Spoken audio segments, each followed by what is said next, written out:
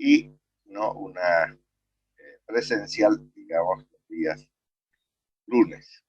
Bueno, estábamos hablando de esto, del embarazo y obviamente el metabolismo de las mujeres embarazadas también sufre cambios importantes, ¿no? Con respecto a aquellas que no lo están. Y no es una enfermedad, vuelvo a repetir, el embarazo es un estado fisiológico, pero que tiene cambios porque hay un ser que podríamos decir está parasitando al organismo de la mujer, que es el nuevo ser que va a venir, que sea hombre o mujer, ¿no es verdad? Que obliga a que existan estos cambios. Entonces el metabolismo hepático, como dice ahí en la diapositiva, puede estar alterado, ¿no? Aquí dice puede estar alterado, como no también, sobre todo como consecuencia de la disfunción enzimática producida por la progesterona.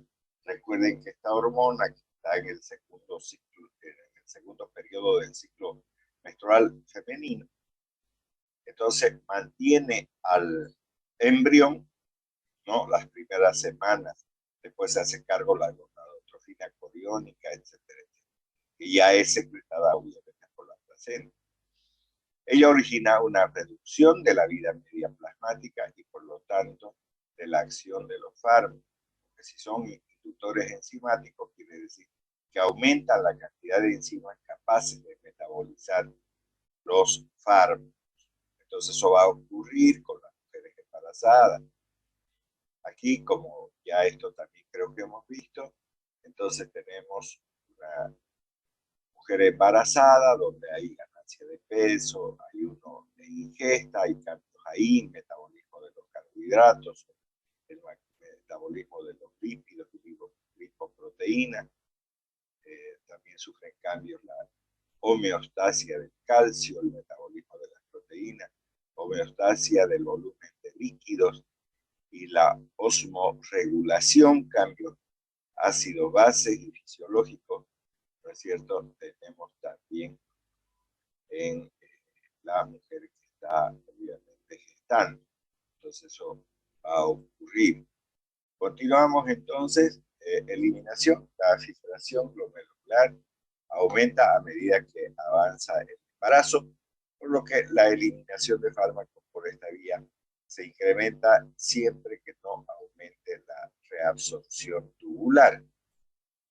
Ya aquí tenemos cambios farmacocinéticos en el embarazo, tenemos una mujer embarazada, la eliminación que se puede realizar a través del metabolismo. Recuerden que eliminación no es lo mismo que excreción. Excreción es la salida del fármaco del organismo hacia el exterior. La eliminación puede ser metabólica, ¿no? Puede tenerse en cuenta este hecho. Ya hemos hablado también del metabolismo de fase 1 y fase 2. No aumento del metabolismo del primer paso, aumento de la progesterona, que es inductores enzimáticos, y aumento de los glucocorticoides van a haber en términos de las alteraciones, sobre todo a nivel de eliminación. Ahora aquí tenemos excreción. Vuelvo a repetir, excreción se considera la salida del fármaco, del medicamento o de su metabolito del organismo hacia el exterior. Y eso puede generar un aumento, una mayor excreción por aumento del flujo sanguíneo renal, lo que implica que la mujer embarazada vaya varias veces al baño a orinar. Y de un ritmo de filtración glomerular también aumentado, como ustedes pueden observar ahí en la diapositiva. En este otro lado, ¿no? Ahora vamos a ver el concepto teratógeno. Es importante conocer y evaluar la relación riesgo-beneficio, es decir, el efecto terapéutico esperado en la madre y en las eventuales reacciones adversas que pueda producir tanto la madre como el feto.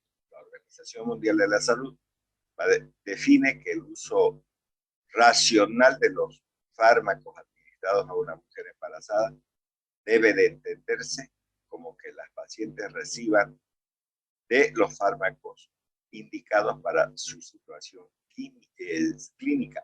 Por ejemplo, si una mujer está embarazada y tiene hipertensión arterial, deberá de utilizar los fármacos que no afecten el desarrollo del embrión, pero que controle la presión arterial en ella. Lo mismo ocurriría en alteraciones metabólicas como la diabetes y otras patologías, lupus eritematoso, etcétera, etcétera. Entonces aquí estamos observando un niño con labio leporino.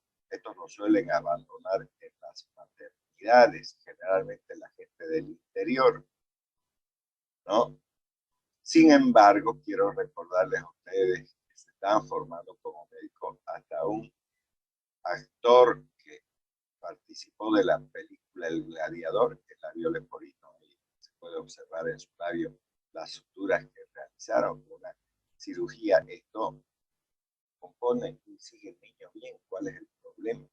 Pero la gente los abandona, ¿no? Y eso, por ejemplo, esto, vamos a mostrar más adelante en diferentes diapositivas, ¿no es cierto? Que puede generar, por ejemplo, una benzodiazepina, que es un medicamento que se utiliza con la finalidad de generar una depresión del sistema nervioso en pacientes excitados, ¿no? Se puede detener incluso las convulsiones con el diazepam, por ejemplo, y puede provocar la generación de este problema que es el labio leporino. ¿Ya? Entonces, hay que utilizar en la mujer embarazada a que esté mejor estudiado y que comporte un menor riesgo para el desarrollo embrionario fetal. Puede ser en el periodo embrionario o en el periodo fetal. A las menores dosis con las que se obtenga el beneficio terapéutico esperado. Cuando yo estoy hablando de esto, a ver, voy a poner un ejemplo. La dosis de la ampicilina es de 50 a 100 miligramos por kilogramo peso. ¿Cuál es la dosis inferior? 50. ¿Cuál es la dosis superior? 100. ¿Puedo dar 20? No, porque si usted da 20, no se va a morir ningún germen. Entonces tiene que dar obligatoriamente 50, sí. No puede estar diciendo, ah, no, yo le voy a dar un miligramo y así no le va a producir nada. Sí, pero tampoco va a matar ninguna bacteria. Entonces no le dé, porque va a generar resistencia bacteriana. Usted tiene que darle mínimo 50. ¿Qué es ese 50? Es el beneficio terapéutico esperado por la administración de ese medicamento. Porque si no hay un beneficio terapéutico, ¿para qué le va a dar? O sea, a ver, ampicilina, 1 miligramo, listo, no va a sucederle absolutamente nada a ninguna mujer embarazada, pero ¿va a matar los gérmenes? No. ¿Y qué es lo que queremos, pues, al dar ese medicamento? Hacer desaparecer la infección que está ocasionando ese malestar en esa persona que está embarazada, en esa mujer que está embarazada. Entonces, eso es lo que estoy diciendo, no agarren arbitrariamente y bajen la dosis como les parezca. Eso no es correcto. Por eso está diciendo aquí a menores dosis con la que obtenga el beneficio terapéutico esperado. ¿Cuál es el beneficio terapéutico esperado con el uso de ampicilina? Que desaparezca la infección por estreptococo, por ejemplo, que esté situado en sus amígdalas, que tenga una amigdalitis. Pero si le da 1 miligramo nunca va a desaparecer, va a generar resistencia. Entonces, la Organización Mundial de la Salud, ¿no?, define como agente teratógeno como cualquier sustancia química, agente físico, agente infeccioso o estado carencial que actuando en el periodo embrionario fetal es capaz de desencadenar los efectos adversos. Ahora vamos a detenernos aquí. Los efectos adversos morfológicos. Cuando yo estoy diciendo que pueden generar aspectos adversos morfológicos, me estoy refiriendo a esto. Este bebé, ¿no?, esta o este bebé, quieran ustedes. Entonces, ¿qué tiene? Tiene, desde el punto de vista de esta imagen, porque no sé si esta anomalía alcanza al paladar. Entonces un labio leporino. Entonces, desde este punto de vista, esto es una alteración morfológica, porque está hablando de la estructura anatómica del ser humano, en este caso de este bebé. Entonces, eso es morfológico, bioquímico, bioquímico. Ya, a ver, alguien que nazca con una deficiencia o una ausencia enzimática, por ejemplo, de la enzima lactasa. Si eso ocurre, entonces no va a poder absorber nunca la leche y le va a venir diarrea y diarrea y diarrea hasta que le cambien por leche de soya y ya. Eso puede provocar los fármacos, sí puede. Y fíjense la otra historieta que nadie toma en cuenta. Obviamente los pediatras con seguridad lo hacen, pero los demás médicos ni le dan bolilla. O de la conducta, dice aquí. ¿No? No solamente existen alteraciones morfológicas como agentes teratógenos, no solamente existen problemas bioquímicos, sino también de la conducta. Y entonces, en ese entendido, cuando ese niño o niña vaya desarrollándose, creciendo, ¿no? Puede ser irritable, puede ser una persona que no capte las cosas que se enseña en las escuelas. Y entonces uno dice, ¿por qué será que es tan pésimo estudiante este sujeto? Por ejemplo, los AINES, comenzando por la aspirina, continuando con el paracetamol, la novalgina, el ibuprofeno, todo eso, administrados durante el embarazo, disminuye la capacidad cognitiva del ser humano. En pocas palabras, le van a hacer un bruto. Y la gente va a querer que estudie a toda costa, ¿no? Las cosas, pero nunca va a poder entender. Y listo. Entonces, es un sujeto que no funciona. Entonces, también puede provocarse, digamos, problemas como por ejemplo el autismo. Aunque no está del todo definido, esa ausencia de empatía que tienen los autistas hacen que no presten atención para nada o aparentemente no prestan atención. Entonces, cuidado con eso. Y les digo porque en la clase teórica del día lunes he visto que hay más mujeres que varones. Y aunque sean varones, nadie quiere tener un hijo asonsado. Nadie quiere tener un hijo autista. No, porque no. Por ejemplo, los autistas no son pacientes con deficiencia mental, no lo son. Son pacientes con deficiencia de empatía. No hay ese apego a la gente, eso de mirar a su madre para ver lo gratificante que puede ser un hecho que haya hecho ese niño. Por ejemplo, el introducir un cubo en un orificio que tenga esa misma dimensión y que el chico introduzca ese objeto ahí adentro. Entonces, ¿qué hace cuando un niño normal mira a su padre, su tutor, su madre, no sé, su nana o lo que sea, para ver si eso está bien?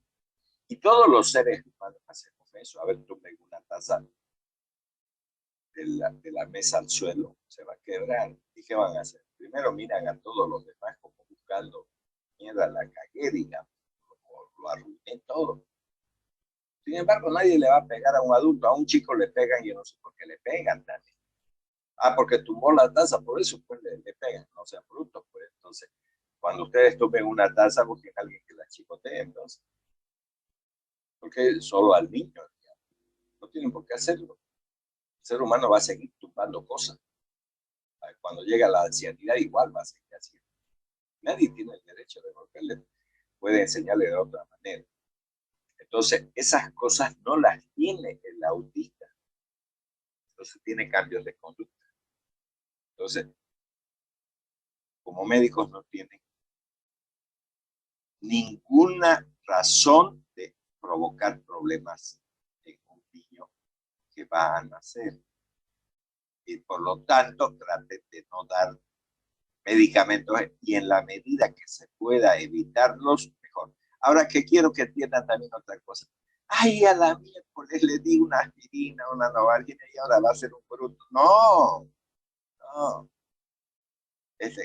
A ver, si alguien tiene una gripe y está embarazada, igualito, tomás, dele dioxadol, novalgina, lo que sea. Una tableta no hace nada. Estoy hablando de que si ese medicamento, aunque se llame paracetamol o lo que sea, le dan durante toda la santa semana, cada 6 horas, ahí van a tener problemas. Pero si es unita, no. ¿Tiene derecho de curarse esa mujer? Sí, más bien. Mejor si no tiene temperatura y todo. Hago un té con limón, le doy su dioxadol, su paracetamol, a la cama, que haga reposo, que se cure de su gripe. Ya está. Pero no le voy a dar cada rato. Si hago eso, por ejemplo, como el tratamiento, si se quiere, de la artritis reumatoidea, estamos jodidos. Porque ese tratamiento no es de un día. Tiene que llevarse a cabo durante semanas, días, si se quiere, cada día tiene que estar tomando durante varias semanas, incluso meses. De eso estoy hablando. Y el embarazo no, dura 9 meses. Entonces no puede estar tomando porque eso va a provocar problemas. No una de nada, de todos los medicamentos, salvo que sean, digamos, medicamentos para el cáncer, no hacen nada. Pero el tratamiento, a ver, si alguien tiene una infección, no se cura pues en un día, se cura en 7, mínimo, si no es más. Entonces, y también no es una al día, bueno, salvo algunas excepciones, pero hay muchas que son cada 6 horas. Entonces, eso es lo que va a provocar problemas. Ahora aquí, en esta diapositiva, como ustedes pueden observar, ¿no es verdad? Tenemos agentes químicos que pueden provocar esas alteraciones morfológicas. La talidomida, un agente que era utilizado para el estado nauseoso de las mujeres embarazadas en Leipzig, Alemania, ¿no? Generó defectos de los miembros y malformaciones cardíacas, como son las focomelias. Recuerden que ese término de focomelia viene de las focas. Las focas tienen brazos cortos, unas aletas cortas. Y entonces estos niños nacieron así. ¿Por qué? Porque esta talidomida no se ensayó en ningún animal, se le dio a las mujeres que estaban embarazadas y tenían ese estado nauseoso. A partir de esta talidomida, de esa, digamos, investigación que se realizó y que produjo esa focomelia, se prohibió terminantemente que ningún medicamento que no haya sido ensayado en animales se le dé al ser humano. ¿No, verdad? Por ejemplo, hoy en día ha ocurrido exactamente lo mismo con la vacuna. Hicieron un convenio con los países, las empresas farmacéuticas hicieron unos ensayos directos en los seres humanos y vieron que funciona porque volaron para hacer eso. Más bien, dentro de todo lo hicieron bien. Obviamente que hay gente que ha muerto por reacciones alérgicas, todo ese tipo de cosas. Que todos los medicamentos hacen eso. O sea, todo el tiempo lo hacen, no. 10 minutos y volvemos a entrar. Ya la aminopterina genera anencefalia, hidrocefalia, labio leporino, fisura del paladar, eso que hemos visto ahí en la imagen. La difenilidantoína, que también se conoce con el nombre de fenitoína, medicamento para el tratamiento de la epilepsia, que produce síndrome de hidantoína fetal con defectos faciales, retardo mental, porque como afecta el sistema nervioso, también afecta el desarrollo del sistema nervioso. Va a tomar una tableta, esto no todos los días, porque si es una epiléptica, no le va a dar una tableta y se acabó. Hay 9 meses de embarazo, no un día. Entonces, 9 meses no le va a volver a repetir esta, digamos, con una sola tableta. No, le da todos los santos días y entonces eso es lo que va a provocar este problema. El ácido valproico, otro antiepiléptico, defectos en el tubo neural, anomalías cardíacas, urogenitales y esqueléticas. La trimetadiona, fisura del paladar, defectos cardíacos, anomalías urogenitales y esqueléticas, el litio, malformaciones cardíacas, las anfetaminas, labio leporino, fisura del paladar, defectos cardíacos. Entonces, como pueden ver, aquí tenemos 2, 4, 6, 7 medicamentos, pero vamos a seguir viendo más.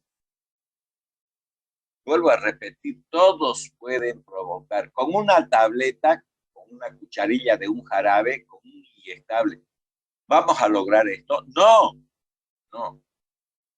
Y además va a depender de la susceptibilidad genética. Esto de estos problemas son constantes.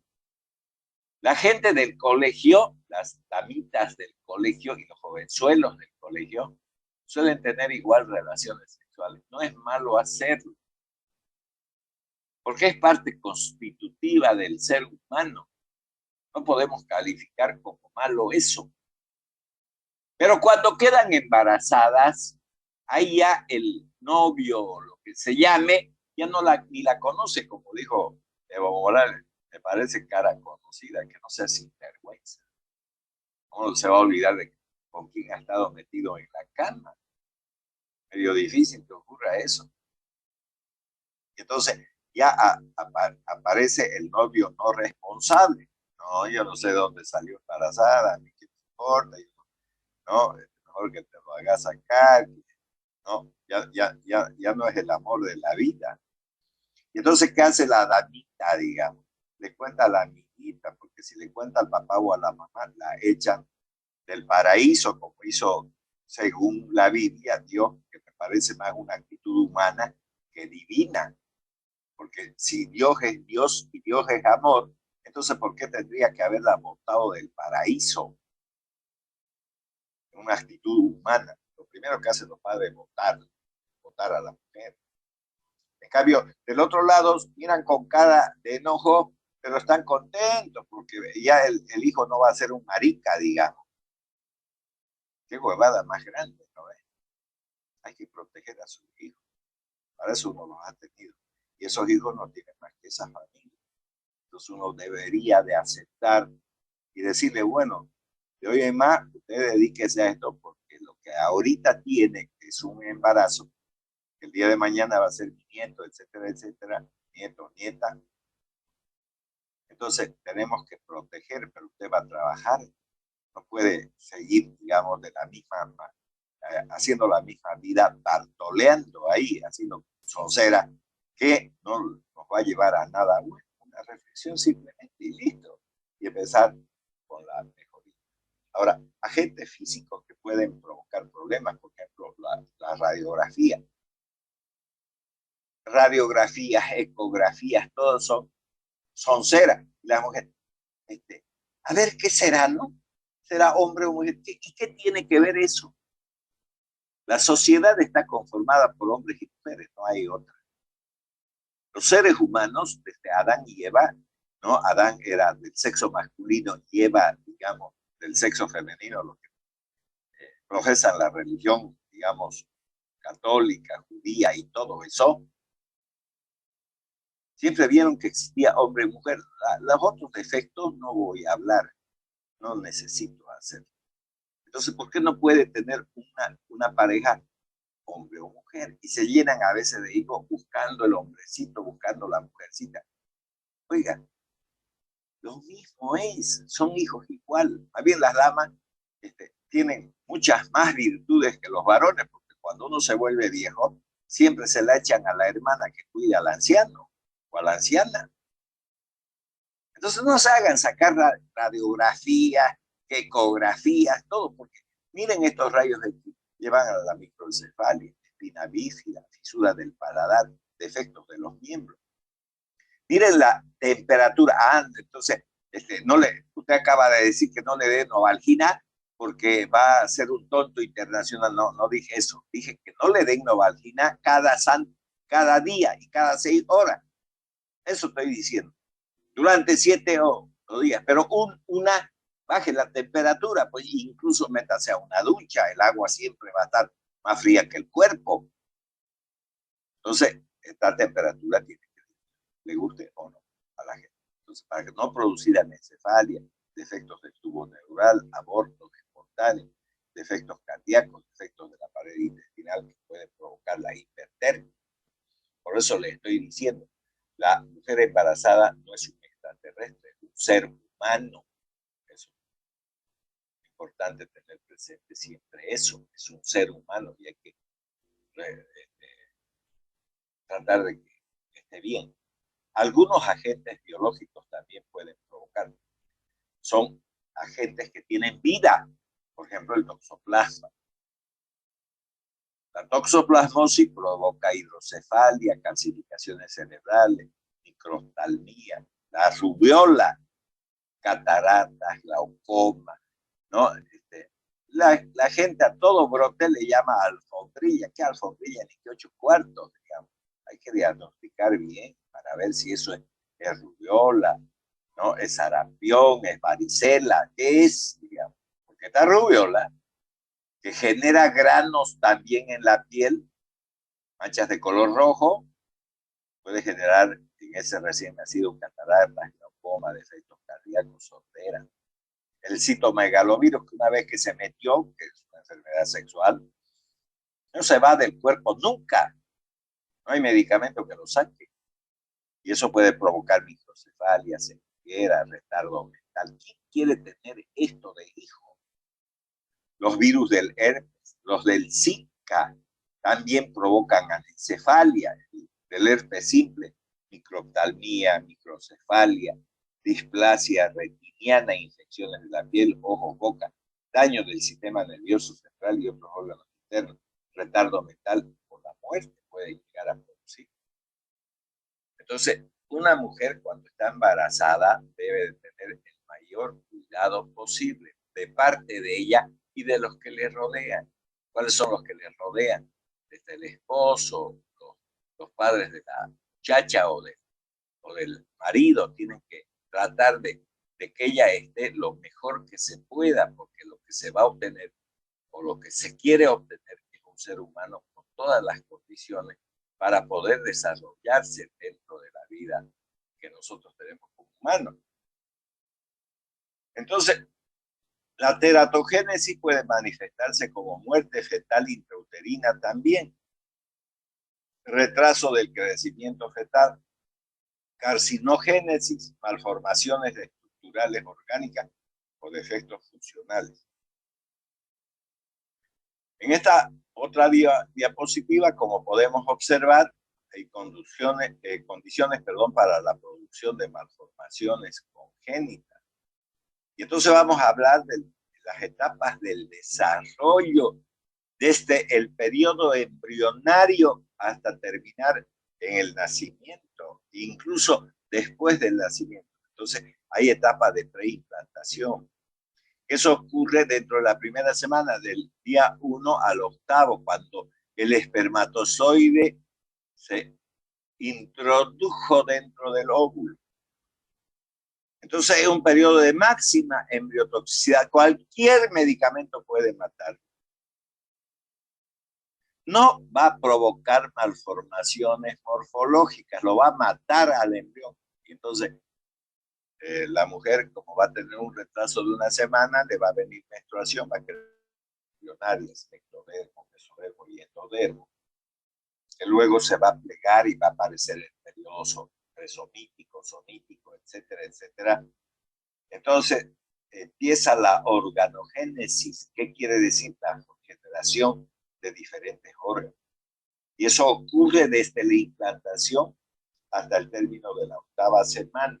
La implantación ocurre entre el 7º y 8º día y se va a prolongar hasta la 8ª semana. La vulnerabilidad del embrión es más elevada y cuando se pueden producir malformaciones congénitas específicas importantes por la intervención de los medicamentos que consumiendo. Y voy a volver a repetir, no estoy hablando de una tableta, de una cucharilla, de un jarabe, no. Estoy hablando de un tratamiento por lo menos de una semana. Entonces, eso sí produce problemas, pero no una tabletita, no. Ya. Después tenemos la etapa fetal, comienza al término de la 8ª semana. Durante esta fase del desarrollo, las transformaciones morfológicas más importantes son los que afectan la diferenciación de los genitales externos. Por ejemplo, si alguna mujer persiste en ponerse o tomar anticonceptivos, le está alterando los genitales externos. Y entonces, ahí no hay homosexualismo, hay hermafroditismo, que es otra cosa, ¿no? Y además hay que tener mucho cuidado con la histogénesis del sistema nervioso central, procesos que duran todo el periodo del desarrollo intrauterino y no se completa hasta unos meses después del nacimiento. Si alguien cree que cuando nace ya está completo el desarrollo del sistema nervioso central, no, porque no caminan, no hablan, no hacen absolutamente nada, viven durmiendo los recién nacidos. Al año ya van a empezar a caminar, pero obviamente que ese desarrollo no se manifiesta así. Primero levanta la cabeza, ¿no? Eso lo hace entre 3 a 6 meses, de 6 meses a 9 meses se sienta, de 9 meses a 12 meses se para y de 12 meses en adelante camina. Alguien dirá, no, pero yo caminé a los 10 meses, sí. Seguro que sí. Yo caminé al año 3 meses, sí, seguro que sí. Ninguno de esos es anormal.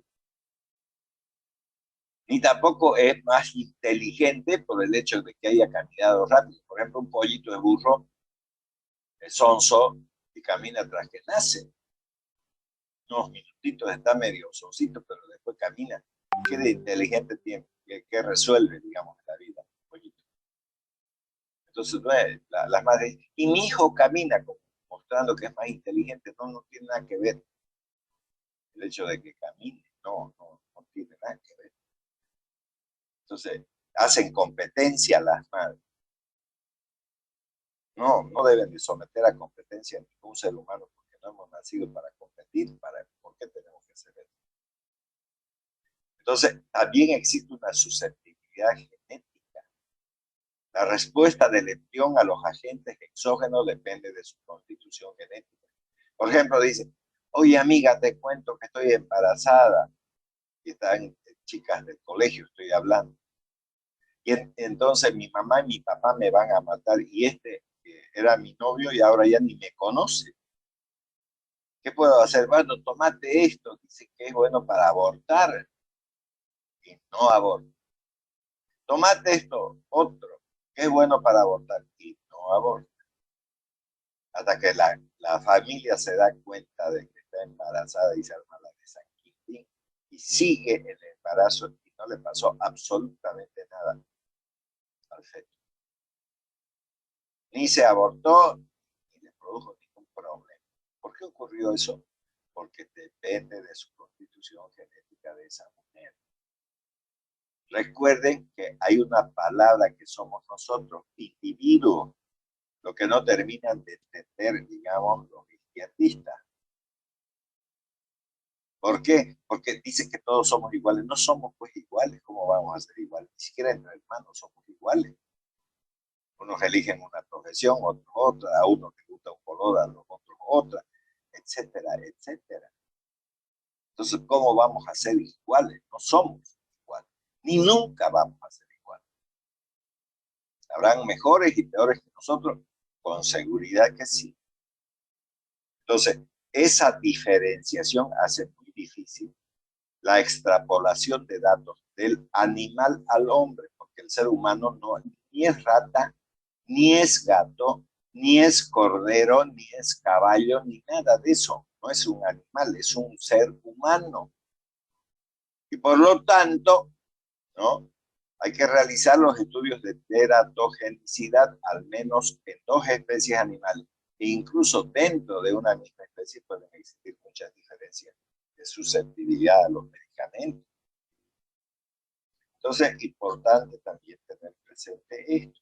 Y aquí tenemos los diferentes malformados que ustedes pueden observar: el todatófago, la hidrocefalia, la polidactilia, la sindactilia, el labio leporino con hendidura del paladar. Miren aquí los miembros, cómo están.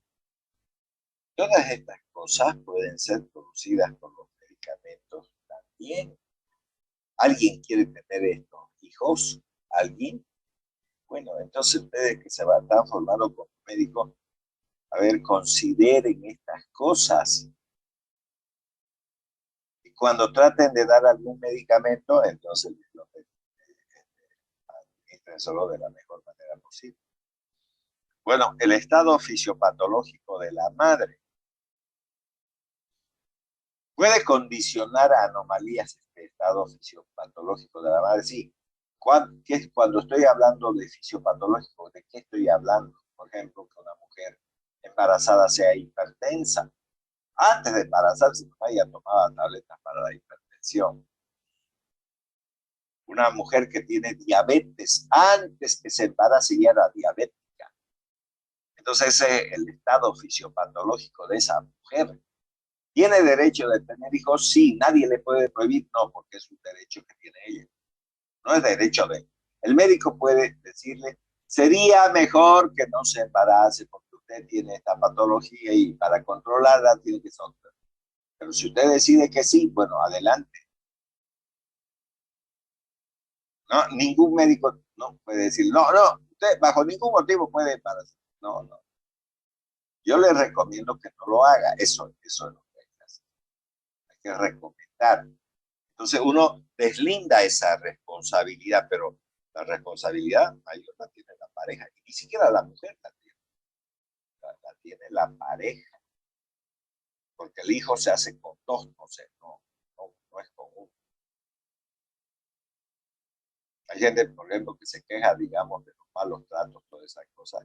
Las peleas comienzan, entonces uno le dice una cosa, el otro le dice la otra cosa.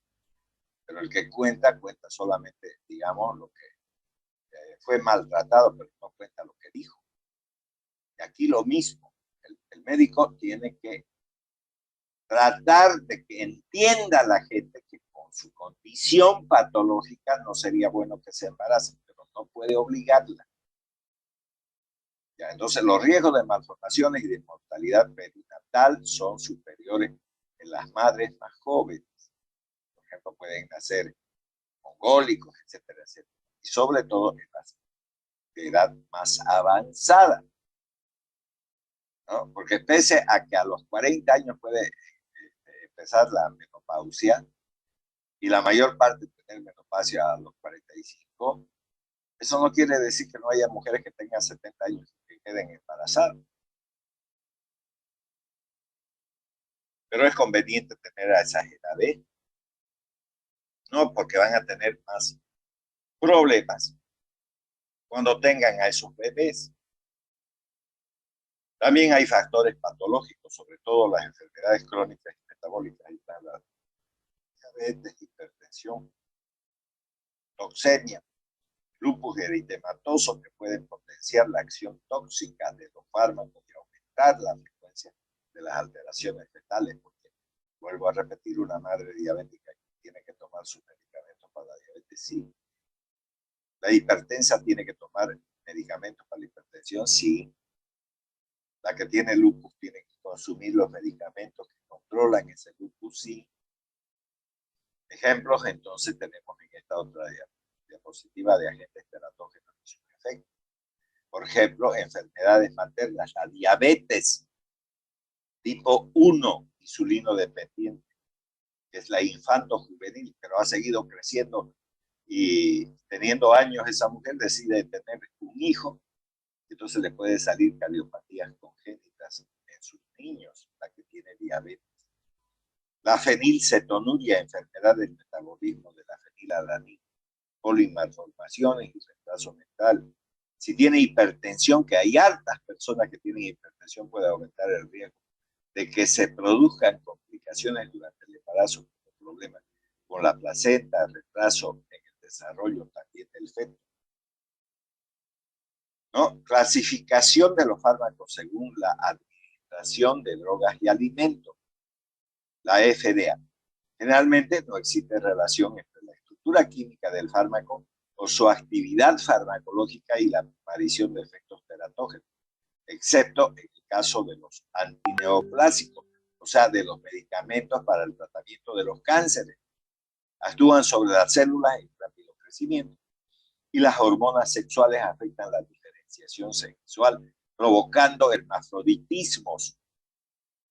O sea, puede ser un varón, digamos, y si toman hormonas, ¿no?, que son los anticonceptivos, entonces puede ser que se quiera cambiar el sexo y entonces nace un niño con tal vez genitales externos similares al de una mujer, pero en realidad es un hombre, ¿no? Entonces la Administración de Drogas y Alimentos, FDA, Administration de Drugs y F-Food, ya clasifica a los fármacos en 5 categorías según su potencial teratogénico.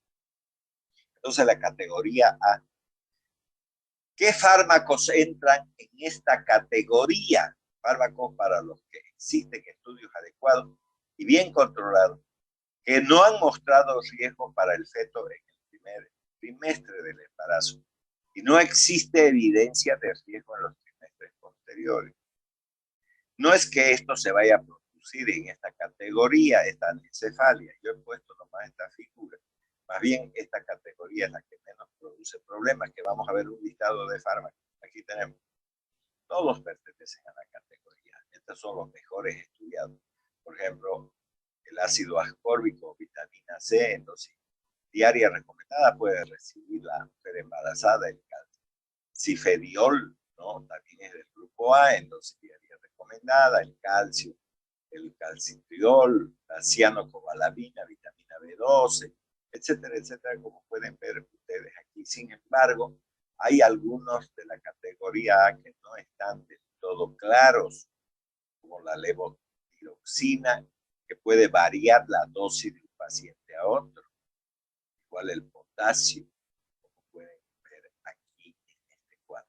De todas maneras, estos pertenecen a la categoría A y hay que tener estas consideraciones, no estar aumentando las dosis, porque está diciendo clarito en dosis diaria recomendada. ¿Ya? Aquí tienen anencefalia, un niño anencefálico, o sea, no tiene cerebro, ¿no? Para que ustedes vean también. Ahora, la categoría B se encuentran una de las siguientes posibilidades. En estudios llevados a cabo en animales, no ha existido manifestaciones teratógenas. Recuerden que los seres humanos no son animales, son seres humanos. Pero no se ha confirmado en las mujeres, porque las mujeres tienen derechos. No pueden decirle, a ver, experimentalmente vamos a darle este medicamento, señora. Sale un malformado, ya no es culpa mía, digamos, yo ya le dije que vamos a ensayar con usted. ¿Quién le ha dicho que yo soy conejillo de India? Tendría que contestar. ¿No? En estudios en animales se ha detectado un cierto potencial teratogénico, pero aún no se ha confirmado en las mujeres. Entonces, esos son los de la categoría B. Ya tiene un signo de interrogación. Puedo dar medicamentos, pero ¿cuáles son esos medicamentos de la categoría B? Van a decir ustedes ahorita. Entonces les voy a mostrar un cuadro con respecto a esta categoría. Aquí dice categoría B, miren un montón de medicamentos. Todo esto. O sea, prácticamente, digamos, la farmacología entera. Los estudios realizados en animales no han demostrado riesgo fetal, pero no hay estudios adecuados y bien controlados en las mujeres embarazadas. ¿No? Miren, medicamentos conocidos, digamos, amoxicilina, ahí está, ampicilina, vacampicilina, cefalosporina, cetiracina, un antialérgico, ciprostadina, un antihistamínico igual que el otro, y así sucesivamente. Ustedes tienen un montón, incluyendo, digamos, anestésicos locales como la lidocaína, que podría usarse en una herida de una mujer que se haya cortado, ¿no? ¿Ya? Medicamentos, por ejemplo, la metformina, que es utilizado en los pacientes diabéticos, la metoclopramida, un medicamento que se usa en los vómitos de la mujer embarazada. Por eso estoy tocando, ¿por qué se salta todo esto? Porque hay medicamentos que uno cree que pueden no ser, hasta las penicilinas G y B, ¿no es verdad? Tenemos antiulcerosos como la ranitidina, ¿no? Tenemos también la cimetidina y demás cuestiones, antibióticos, eritromicina, ya, ¿no? Ahí tienen. O bien, los estudios en animales han mostrado un efecto adverso, pero los estudios realizados en mujeres embarazadas no han podido demostrar riesgos sobre el feto en ningún trimestre del embarazo. En este grupo se incluyen los fármacos sobre los que no existe evidencia de riesgo fetal. El uso de estos medicamentos se acepta generalmente durante el embarazo. O sea, ¿se pueden utilizar estos? Sí, pero hay un riesgo que pueda llegar a provocarse porque no está del todo bien, digamos, documentado. Aquí tenemos una focomelia producido por la talidomida. Vean los brazos que tiene este niño. ¿Alguien quiere tener un hijo así? Bueno, obviamente que este fetito ya está fallecido, incluso tiene problemas a nivel del oído, a nivel externo de la oreja. La anencefalia, ¿no? Es un defecto de la fusión de varios sitios del cierre del tubo neural, ¿no?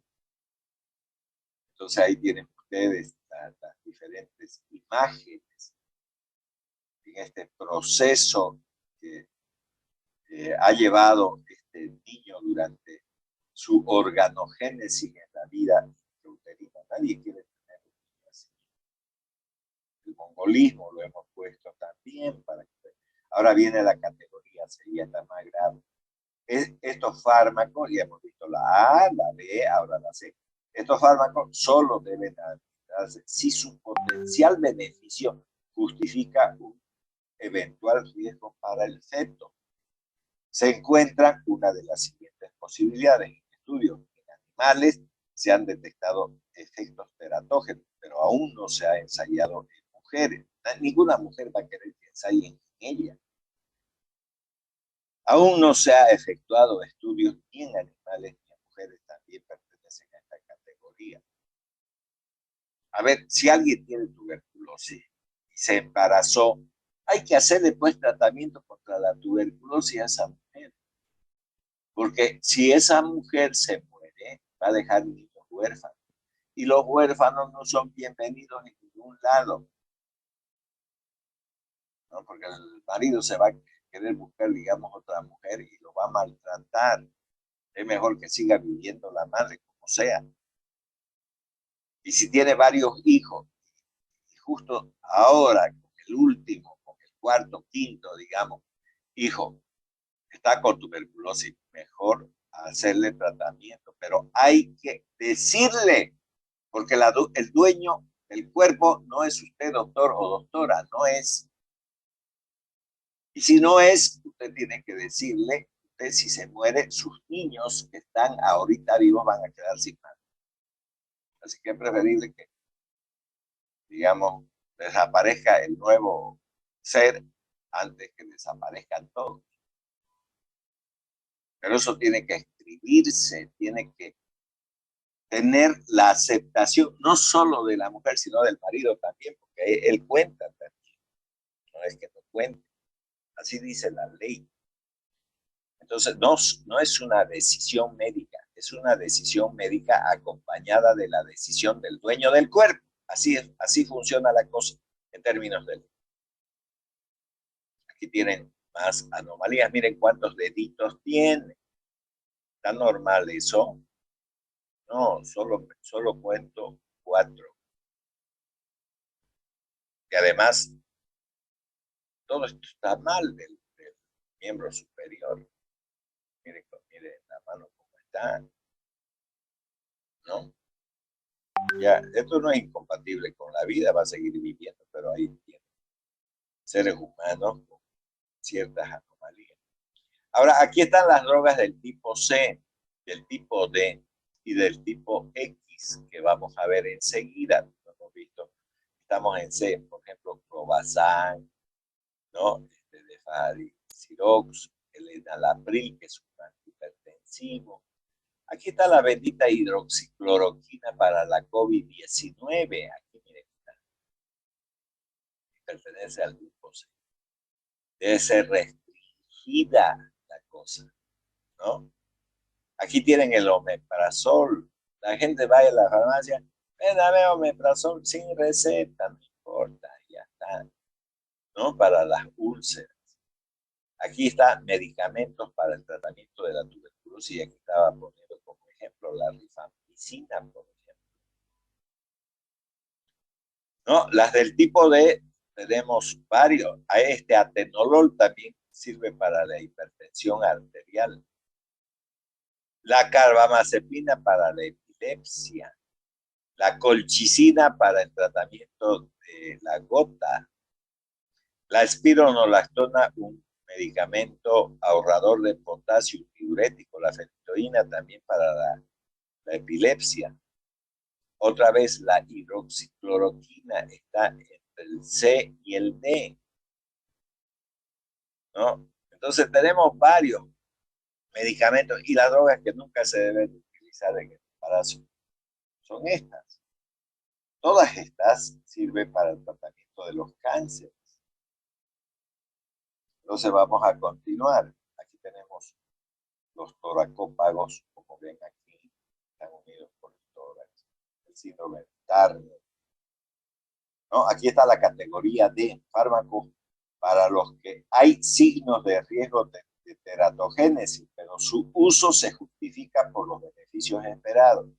Es decir, si la madre está demasiado enferma, se pueden utilizar porque esos beneficios van a mantener con vida y entonces tomamos el riesgo. Pero de nuevo, vuelvo a repetir, no es una decisión de ustedes, es una decisión del paciente. El paciente es el dueño del cuerpo, no ninguno de ustedes. Fármacos utilizados en situaciones en que la vida de la madre está en riesgo. Entonces, ¿qué es preferible? Que viva la madre. Porque vuelvo a repetir, ¿de qué me sirve que viva el niño si la madre está muerta? Y los demás niños van a ir a un asilo, lo que sea, para que los violen, para que hagan lo que les dé la gana. No, grave la situación. ¿Ya? Entonces, aquí miren ustedes, en esta parte de la diapositiva tenemos categorías de la FDA. El paracetamol, por ejemplo, se encuentra en la categoría B. Esto son los AINES, o sea, son los analgésicos, antipiréticos, antiinflamatorios, que se usan para una gripe, la fiebre, la inflamación, todo. Paracetamol, por ejemplo, o acetaminofeno, pertenece al grupo, digamos, B. Nos quedan 10 minutos y listo, se acaba la clase. El ibuprofeno, también a la categoría B, como ustedes pueden ver, ¿no? Pero según el tiempo de tratamiento puede también, digamos, pertenecer digamos, si se quiere, a la categoría B. La dipirona, novalgina es esto, pertenece a la categoría D. El ácido acetil salicílico pertenece a la categoría D. Esta es la aspirina. Y fíjense que dice aquí, a dosis bajas. ¿Por qué? Porque su acción es irreversible. La indometacina sigue siendo un AINE, pertenece a la categoría C y D. El diclofenaco, otro AINE, pertenece a la categoría B, como ustedes pueden ver. Esto de aquí, para aclararle, esto es en el primer trimestre, en el segundo trimestre y en el tercer trimestre ya pertenece a la categoría D. Recuerden que el embarazo dura 9 meses. Y si digo 9 meses, hay un primer trimestre, un segundo trimestre, un tercer trimestre. Entonces ahí tienen. ¿Y esto? ¿Cuál de estas drogas se vende con receta? Ninguna. Todos, yo puedo ir a la farmacia y le digo, véndame Novalgina. Ya, listo. Véndame Dioxadón, que es la misma dipirona, digamos. Ya está. ¿Tiene aspirina o aspirineta? Que ahí dice categoría D o C a dosis bajas. ¿Cuánto tiene de miligramos una tableta de aspirina para el adulto? 500 miligramos. ¿Y la aspirineta? 100 miligramos. 100 miligramos es una dosis baja, sí. ¿Y por qué está tomando esa mujer ácidos acetilsalicílico en dosis baja? Porque probablemente ya haya tenido un infarto o tenga una cirugía de bypass.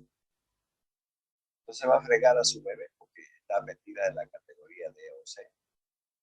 La indometacina, se utilizaba mucho antes en el tratamiento de la artritis reumatoidea. Hoy día ya no mucho. Casi no existen esos tratamientos. Pertenece a la categoría C y D del primero, segundo trimestre, tercer trimestre D. ¿No? Igual que el diclofenaco, ahí ustedes tienen que pertenece a la categoría B del primero y segundo trimestre, pero del tercer trimestre a la categoría D. Entonces, importante tener presente con estos AINES que son de uso común. La categoría X fármacos que han mostrado poseer indudables efectos teratógenos y cuyos riesgos superan el posible beneficio obtenido. Estos fármacos están contraindicados en las mujeres embarazadas. Cuando se administran estos fármacos a mujeres en edad fértil, no está diciendo que estén embarazadas, sino que estén en edad fértil, se recomienda que sigan un método anticonceptivo seguro durante su tratamiento con esos medicamentos. De nuevo aquí, 1, 2, 3, 4, 5. De una mano y de la otra, 1 y 2. Sin dastilia. ¿No? Entonces, ahí tienen también otra imagen. Ahora aquí, los de la categoría A, para recordar, no hay riesgo para el bebé en el primer trimestre del embarazo ni prueba de riesgo en los otros 2 trimestres. Los de la B ya no tiene una carita feliz, ya no está con la carita feliz. No hay riesgo para el feto, aún no existen estudios adecuados en embarazada. Si no hay, entonces aquí hay un signo de interrogación. Los de la categoría C existen efectos secundarios en fetos de animales. No hay estudios apropiados en los humanos, por lo que se desconocen los riesgos. La medicación solo es válida cuando el problema de salud lo requiere. Aquí ya la carita ya está media tuerta con D. Hay pruebas que verifican riesgo para el bebé. Pueden utilizarse solo para problemas de salud específicos. Y la X, digamos, está comprobado que producen anomalías en los bebés. Entonces, para prescribirlos deben prevalecer los factores de riesgo sobre los beneficios. Entonces, ustedes tienen que valorar y decir, mire, usted está con cáncer y tiene que tomar estos medicamentos, pero está embarazada. Usted decida. Si toma para seguir viviendo o eliminamos el embarazo, porque va a salir malformado. La decisión es suya. La mujer puede decir, no, yo quiero seguir embarazada, voy a tener a mi bebé, porque Dios lo ha hecho así. Hay gente que dice, ya Dios es la última palabra según su interpretación de lo que haya leído. Y recuerden que la religión cristiana, metiéndolos a los judíos, a los evangélicos, a los católicos y todas las religiones habidas y por haber, ¿no? Desde el Antiguo Testamento hasta el Nuevo, digamos, solo alcanza al 33% de la población mundial. Le siguen los mahometanos y en China hay como 10, 15 religiones y en ¿cómo se llama? En la India más de 50 religiones hay. Y hay gente que no cree, digamos, en Dios ni en Jesucristo, no, nada. Entonces, pero hay gente que, la que tenemos, por lo menos en Bolivia, la mayor parte de la gente es creyente de Jesucristo y de Dios Padre. Hay algunos que se consideran ateos, digamos, y a veces ni siquiera lo son. Entonces, hay que preguntarle a la gente porque mucho de esto está relacionado con su fe. Y esa fe está inmersa en una religión. Entonces, usted no tiene el poder de decir, bueno, yo elimino a este niño y usted se va a someter, digamos, al tratamiento del cáncer. Hay gente que dice, no, yo continúo con mi cáncer, si me muero, pero el niño va a nacer, tiene derecho a la vida. Y listo, se acabó. Usted no puede hacer nada. La dueña del cuerpo es esa mujer. Y si el hombre, además, el marido, apoya esa situación, nada que hacer con el médico. Hay que escribir nomás en la historia clínica que se propuso hacer eso, pero que los padres, digamos, o sea, la madre y el padre, han decidido que continúe el cáncer como está, sin tratamiento, y que van a arriesgarlo de esa manera. Y listo, eso que quede escrito en la historia clínica es un documento legal igual que la receta. Entonces, eso tienen que hacer, obviamente, ustedes en su vida profesional. Criterios de utilización de fármacos durante el embarazo. Considerar la posibilidad de embarazo en toda mujer en edad fértil en la que se instaura un tratamiento farmacológico. Esto, todos están pensando en una mujer adulta, por ejemplo, ustedes. De hecho, ya tienen más de 18 años, tienen 18 años, son adultos. Pero una mujer puede embarazarse a los 8 años. Sí, sí. Y entonces esa niña puede tener náuseas, vómitos, todo eso. Y dice, mi hijita está con náuseas, vómitos, van a la farmacia nomás y que le den algo. No, ya puede ser una mujer. Que la menstruación venga entre los 12 o 13 años, 14 años, y que sea mucho más frecuente en esa edad, no quiere decir que sea anormal una chica que tenga 8 años y tenga menstruación. No es anormal. Entonces, cuidado, gente que estudie pediatría. Cuidado, los niños también se embarazan. O sea, me estoy refiriendo a las niñas. 8 años puede estar embarazada, 9 años puede estar embarazada, 10 años sí. Y si hacemos una estadística entre solamente nuestro grupo, digamos, el